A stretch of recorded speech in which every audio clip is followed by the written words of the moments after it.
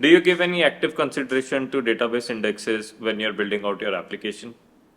Improper or missing indexes are the most common performance related issue that we see on backend API servers. It is easy to miss out on adding database indexes when you are just building out your application and your data in your database is small. But as your application grows, the size of data that you have stored in your database increases manifold.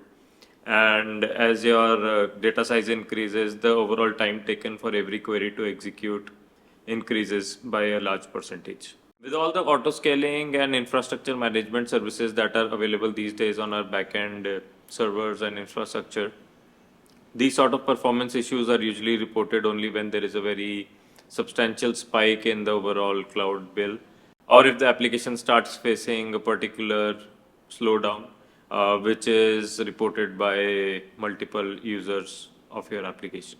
Understanding the root cause of the slowdown in your application is very important. Usually, we first instrument the application and check every stage. Why is the backend server responding slowly? And in case you drill down the problem to any sort of a database query, the first order of business should be to understand what query is running and whether the right indexes are there on the database. The indexes can be simple index on one particular key, or it could be a compound index in case you are querying based on a bunch of different parameters.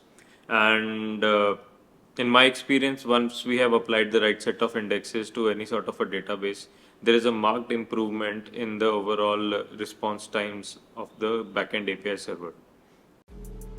If you found the contents of this video useful, please do press the like button and subscribe to my channel.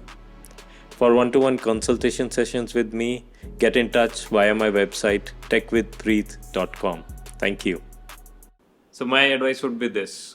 If you have reported any sort of performance related issue in your backend, instrument the endpoints, check what's the source of the slowdown. If it relates to the database, 9 out of 10 the chances are that you do not have the right indexes, or you have some sort of an issue with indexes that you have created on your database.